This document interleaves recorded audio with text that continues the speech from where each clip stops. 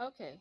So, with the continuance of, and I hope you guys can hear me well, and thank you so much to one of my subscribers. I was trying to go back on the other phone and pull her up. She was letting me know that the volume was not um, loud. I think it's Rainy. Thank you so much, Rainy, for letting me know about the volume um, on this on the on here. And I'm going to be getting a new phone because what happened is I had dropped this phone so many times, um, man, and it's just gotten ruined. It's old. The phone is like 4 or 5 years old. So yeah, November rain. So thank you so much for letting me know about the volume. So I had to switch to another phone. So I hope you guys could be able to hear me. And then if you hear my dad calling me, it's because I'm sitting right here, and I apologize for anything TV shows.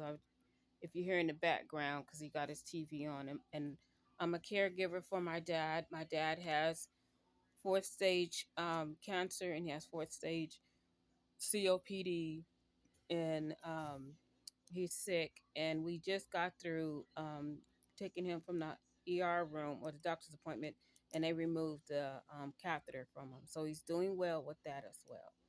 So we're happy about that. And how are you guys doing today? And how's your family members?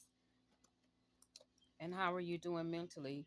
So in the last one I showed, we talked about that umbilical cord. I didn't get a chance to draw on it anymore. I didn't want to touch it until I saw you guys. Because I want to discuss this with my family. Because I want you to be able to um, find some type of joy mentally and emotionally to let you know that there is going to be you won't be suffering any longer. Okay, so I'm really concerned with that because some people take breakups and it's really hard. It's really hard for them. It was hard for me. So if it was hard for me, I can't imagine if the other person's going through something more harder than what I was going through. So let me get started because I only got so much minutes on here. I had to erase so much stuff. Okay, so the last we left off was how are you doing mentally?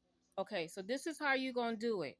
Okay, you're gonna stop right there with that umbilical cord because I want you to go through these steps in order to get well emotionally. Okay, so you're gonna turn it into an interview. Isn't that weird? Like an interview? Why would I turn this into an interview?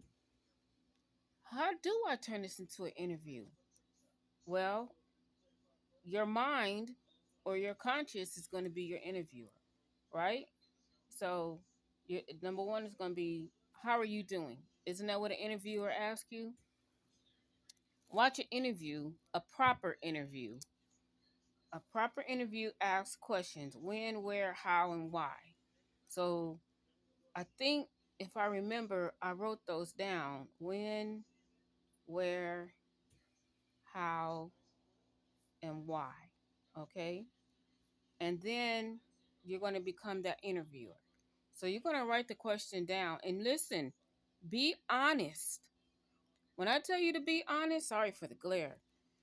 The window's open over there. When I tell you to be honest on here with your interviewer, you don't have a choice because you can't lie. And you can't lie to yourself.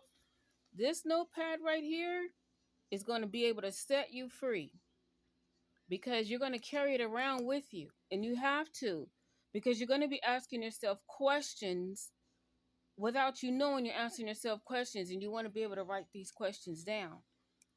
What happened? It'll say what happened. Put that down. What happened? Okay? There's the what.